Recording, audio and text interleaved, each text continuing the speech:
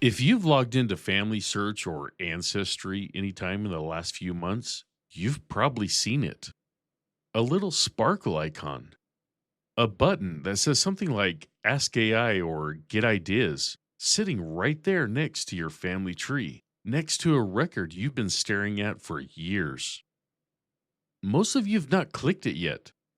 I know because you've told me. Here's the question underneath that hesitation. Is that button going to help you, or is it going to quietly wreck years of careful work? Today, I'm putting four of those buttons through a real test on a real research problem. And by the end, you will walk away with a 5 question rubric you can run against any AI features these sites ever ship, this month or 3 years from now. Let's dive in. Welcome to Ancestors and Algorithms, where family history meets artificial intelligence.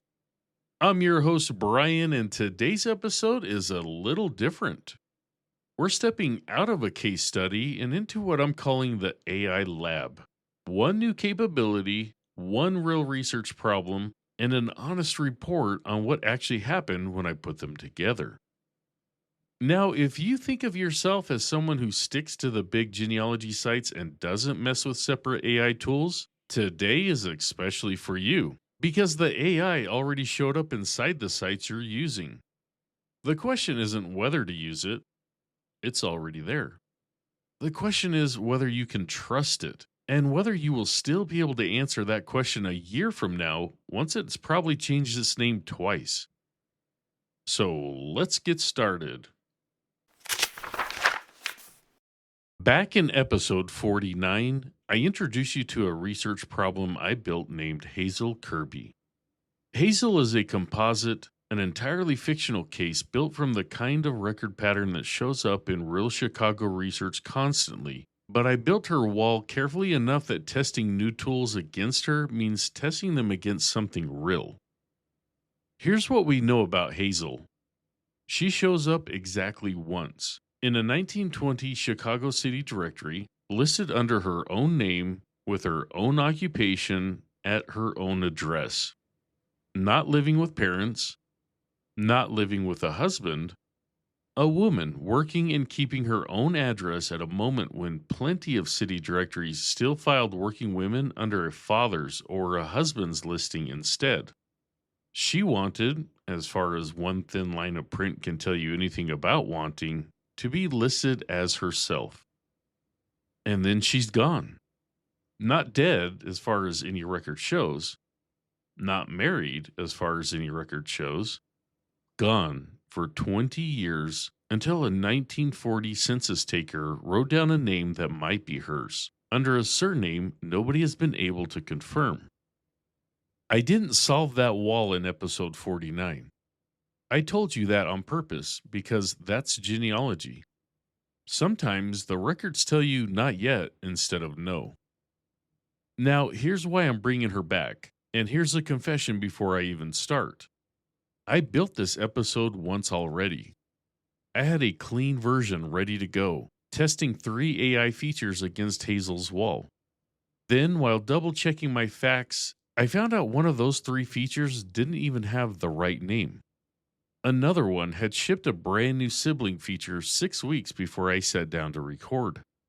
And a real working genealogist had already caught one of these tools making almost the exact mistake I was about to construct for Hazel months before I built it. That is not a footnote. That is the whole episode. The AI inside these sites moves fast enough that a script I write in July can be wrong by August. So today isn't really about the 4 specific buttons I'm about to show you.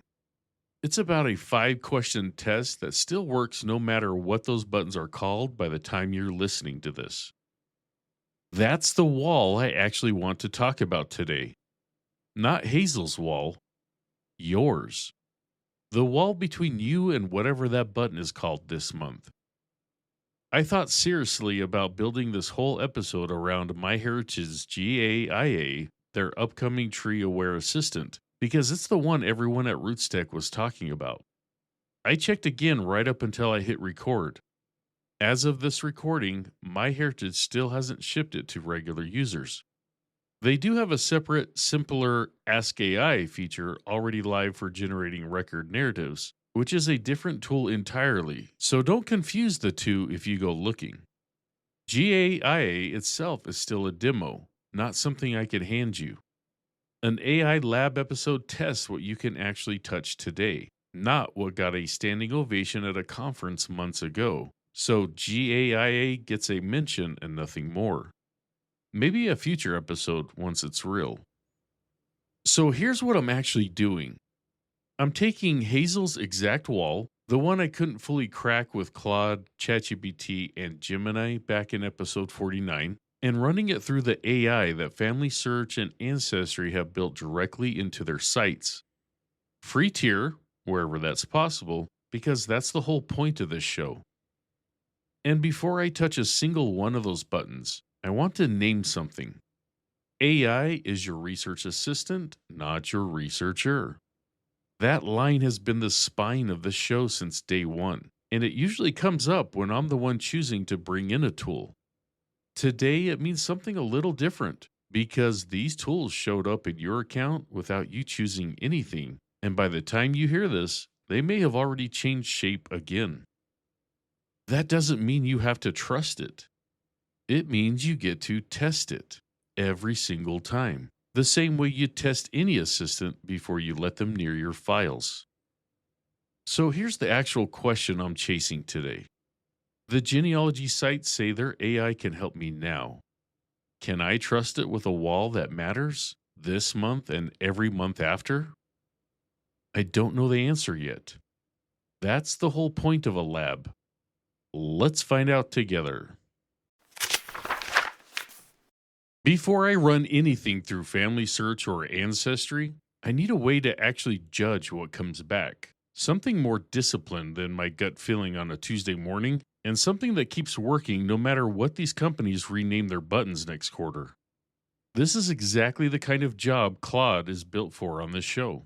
Reasoning through a structured problem and holding multiple pieces of evidence against each other, which is why it's my default anchor tool whenever a script calls for that kind of thinking. Here's the prompt I gave it. Quote, I'm testing AI assistants built into genealogy websites against real research problems. Build me a short scoring rubric, no more than 5 questions, that I can run against any answer one of these assistants gives me. It needs to test 3 things. Whether the assistant shows me exactly which record or source it used, whether it flags uncertainty instead of stating things as fact, and whether its claim actually holds up when I check the record image myself. Keep each question to 1 sentence, answerable yes, no, or partial, end quote. And here's what came back, almost word for word, because I genuinely didn't need to touch it. 1. Does it name the specific record, including its date and where it lives? 2. Does it separate what the record actually says from what it's inferring? 3. Does it flag its own confidence instead of stating a guess as settled fact? 4. Does its claim survive a direct check against the record image itself? 5. If it turns out wrong, is the error the record's fault or the assistant's? Notice what isn't on that list. No question names a specific product. Nothing about FamilySearch or Ancestry by name. That's on purpose. This rubric doesn't expire when a feature gets renamed, which, fair warning, is going to happen at least once before this episode is over. First up, FamilySearch. As of this recording in August of 2026, FamilySearch has 2 things worth testing. The first is Simple Search, still tucked inside FamilySearch Labs, an experiment you opt into from the homepage. The pitch is right there on the page. Quote, search billions of full text images using everyday phrases, no search form required, end quote. The second is the AI Research Assistant, also an opt-in labs experiment, not something quietly running in the background the way I assumed the first time I drafted this episode. You turn it on from the labs page, and it does 2 things. It works as a chatbot you can ask directly from a person's profile, and it scans your existing tree for what FamilySearch calls tree extending hints, flagging record hints that might reveal a parent, spouse, or child you don't have yet. Both tools are free because FamilySearch has always been free, and that hasn't changed with the AI. If you want to find these yourself, here's exactly where to look. Go to the FamilySearch homepage, scroll to FamilySearch Labs, and click View Experiments.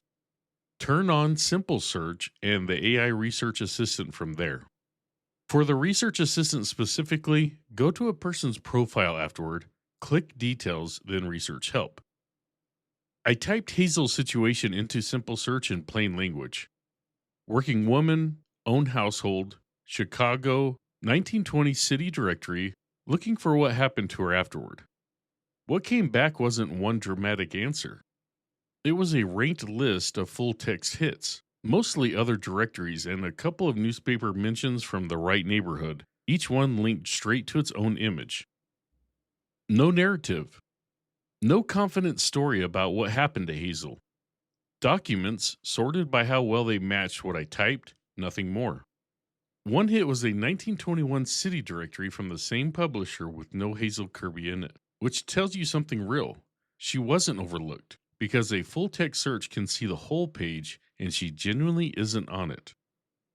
Run it against the 5 questions and it scores 4 out of 5 clean. And the one soft point, confidence, is really a feature. Simple Search isn't trying to be smart.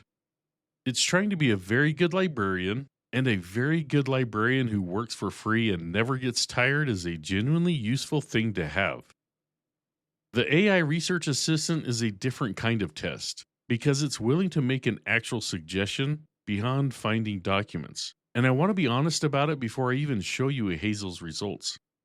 I went looking through FamilySearch's own user community while researching this episode, and it isn't a clean record. Real users report the Research Assistant confidently suggesting entire wrong families, different state, different background entirely, with no button to reject a bad hint once it appears, only workarounds. That's a real, current complaint, not a hypothetical one. And here's something that would have been flatly wrong if I hadn't checked it 2 days before recording. I nearly told you this tool was available everywhere FamilySearch operates, same as Simple Search. It isn't.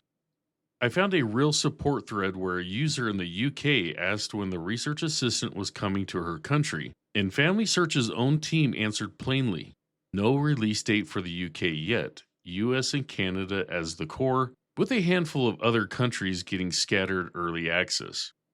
If you're listening from outside North America, that particular button may not be sitting in your account at all, no matter how carefully you look. So, imperfect record, uneven rollout. I'm not scoring it yet because I haven't actually run Hazel through it. I'm holding that result for later, once you've seen what the alternative looks like when a tool is willing to guess. Ancestry is where an assistant is actually willing to make a claim, and that's both the appeal and the risk. As of this recording, Ancestry's AI lives under a few different names depending on where you're standing on the site. AncestryAI is the umbrella brand, covering a record summarizer, a photo analysis tool Ancestry calls Photo Insights, and an audio narration feature. Ask AncestryAI's context questions, the lightest version, are static, predetermined prompts about the time and place your ancestor lived in. Things like what someone would have worn to work, or what rent typically costs in a Chicago rooming house. Useful for texture, not built to make claims about Hazel specifically. The tool I actually wanted for a wall like Hazel's is the Record Summarizer, which looks at an actual record attached to your tree and tries to tell that person's story from it. You reach it by clicking Listen and Explore on a record page, and it needs an active subscription, so I want to be upfront that this specific piece isn't free. I'm treating it the way this show treats any paid feature, an optional upgrade, not something you need to do this work. I built a version of Hazel's tree using only what we actually know, the one confirmed 1920 listing and nothing else, and clicked Listen and Explore. Here's what came back. A tidy little narrative, confidently written, that placed Hazel at the correct address, the correct occupation, the correct year. And then it added one more sentence, delivered in exactly the same tone of certainty as everything before it. that a woman by the same name in the same city had died 3 years later in 1923, and it treated that as the end of Hazel's story. I sat with that for a second because if I'd accepted that sentence, episode 49 would have ended completely different and completely wrong. Before I tell you what I did next, I want you to know this isn't a scary story I invented to make a point. A genealogist named Randy Seaver, who writes a long running blog called Genia Musings, documented Ancestry AI making almost this exact kind of mistake on his own tree. The tool assumed a place called Aurora in his ancestor's life was Aurora in one New York county, when the correct Aurora was actually in a different county entirely. Two places, same name, and the tool picked confidently, no hedge anywhere in the sentence. That's a real, published, ordinary user's experience, not a worst case I constructed in a lab. If it can happen to a place name, it can happen to a person's identity, which is exactly what almost happened to Hazel. This is exactly why the show's golden rule exists. AI is your research assistant, not your researcher. I didn't accept that sentence about Hazel's death. I checked it because that's the entire job. I pulled the actual 1923 death record the assistant was pointing to. Same first name, same last name. A different age at death, off by 6 years from what Hazel's 1920 listing would put her at. A different father's name in the informant section. Two women who happen to share a common name in the same city, which, between Hazel and Randy Seaver's Aurora, is turning out to be one of the most common traps in this entire field. Run it against my 5 questions and it fails hard on 2 of them. It never separated what the record said from what it was assuming, and it never flagged its own confidence. A wrong answer that sounds unsure is annoying. A wrong answer that sounds exactly like a right answer is how research gets quietly ruined. This is where I want to name the opinion I've earned during this test today, twice over now, once on Hazel and once by way of Randy Seaver's Aurora. A feature that won't show its source doesn't get to touch my conclusions, no matter whose logo is on it.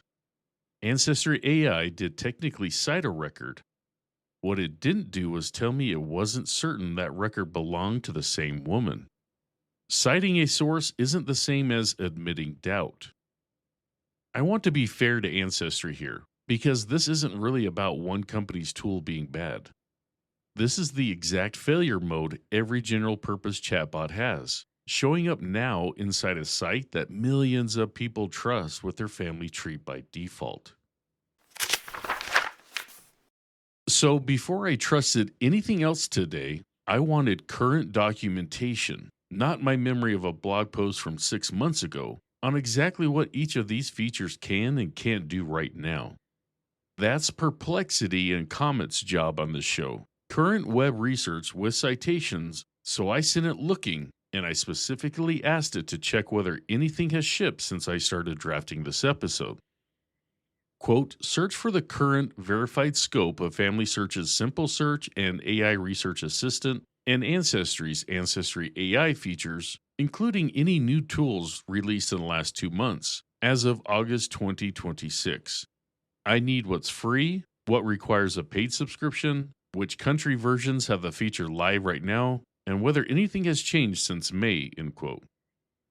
What came back is the reason this episode almost had to be rebuilt twice. Ancestry quietly shipped something new on June 29th, a feature called Get Ideas, currently in beta, tied to having an Ancestry membership. It reviews a person's records and tree connections, then suggests 3 things: what to research next, tags to apply, and timeline descriptions to fill in. It's a sparkle icon button right on the Ancestors profile page. It did not exist when I planned this episode's outline. So I gave it a shot. I opened Hazel's thin little profile, 1 record and nothing else, and clicked it. It struggled, and I mean that as useful information, not a knock. With almost no data to work from, its suggestions were generic. Add a spouse, add a residence, Fill in an occupation description. Nothing wrong, nothing sourced, nothing that moved the case forward. Run it against my 5 questions, and most of them barely apply yet because it isn't making evidentiary claims, it's making to do suggestions. That's its own kind of honest, actually. It knows what it doesn't know, which is more than the record summarizer managed. Back to FamilySearch, the AI Research Assistant, the one I held back from earlier. I fed it the same starting point, Hazel's confirmed 1920 listing, and let it scan for tree extending hints the way it would for any user. It surfaced one hint, a 1926 Cook County marriage index entry for a Hazel M. Kirby marrying a man named Ostrander. It labeled the connection possible based on name and location and said so plainly rather than dressing an unconfirmed guess up as a settled match. It linked straight to the marriage index image. It didn't tell me this was Hazel. It told me this might be Hazel, showed me exactly why it thought so, and stopped there. Run it against the 5 questions and it passes clean. Named the record, separated the match from the confirmation, flagged its own confidence in plain language, and when I pulled the actual marriage index image myself, the age listed was plausible, close enough to matter, not close enough to prove it. Before I called this one, I wanted a second opinion on my own reasoning, not only my own gut. So I handed Claude both claims side by side.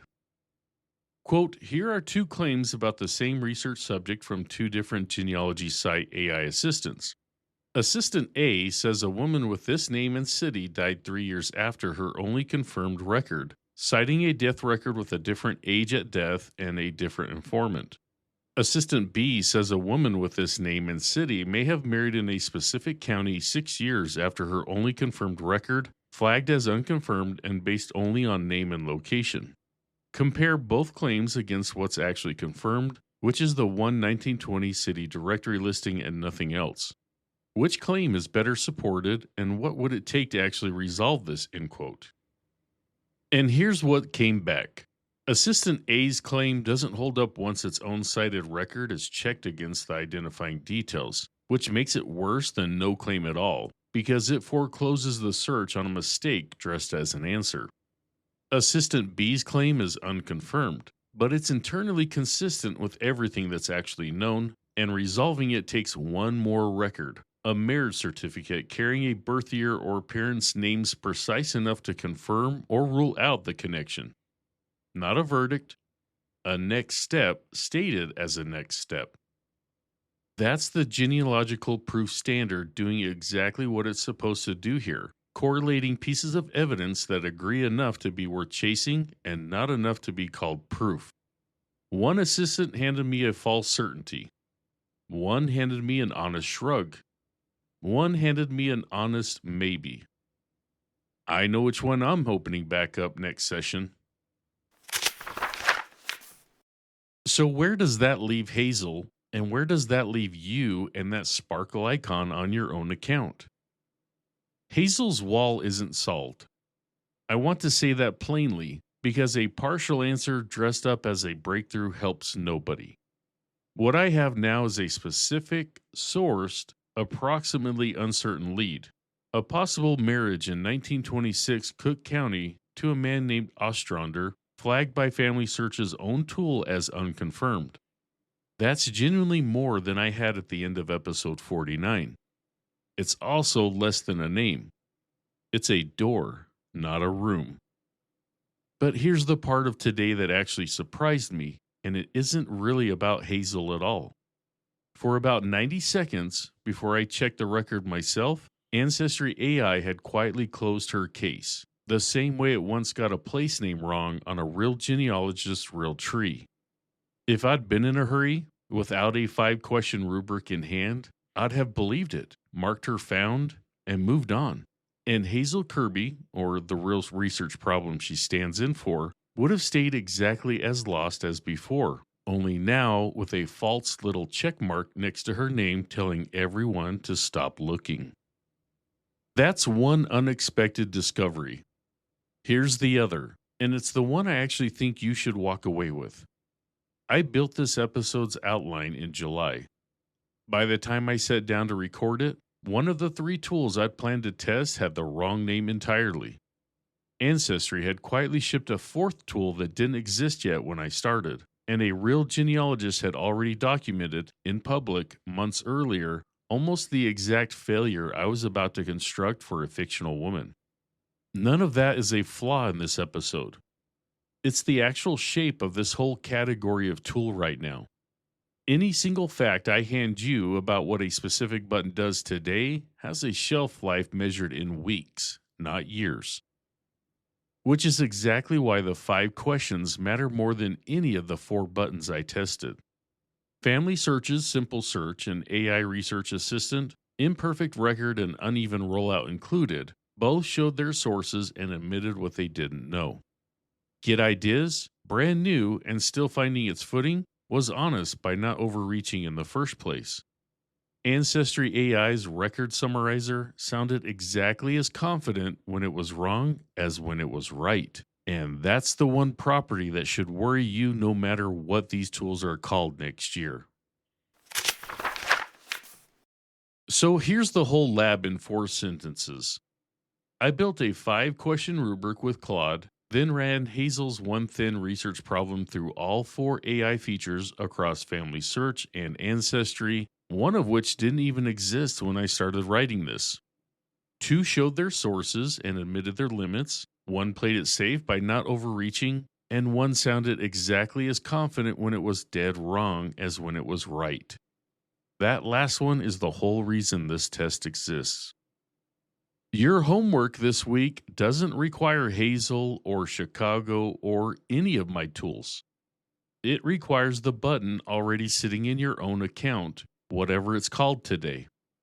Before you write anything an AI feature tells you into your tree, run my 5 questions. Where's the record? What's fact versus guess? Does it emit doubt? Does the record image actually back it up?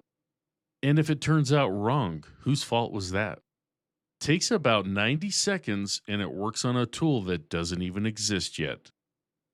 And if an assistant fails that test on something small, a date, a place name, a spelling, don't quietly stop trusting it and move on. Tell the company.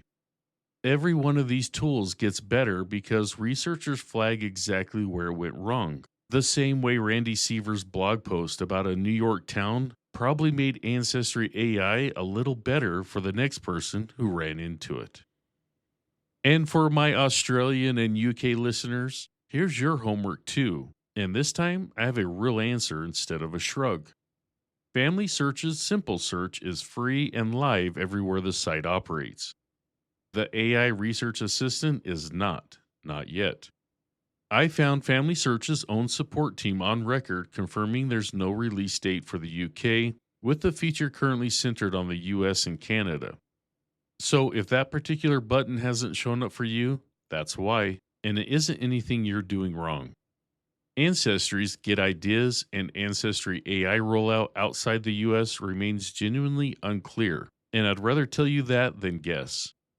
While you're checking your own account, put the same 5 questions to whatever your own major archives are building. In Australia, keep an eye on the National Archives of Australia at naa.gov.au.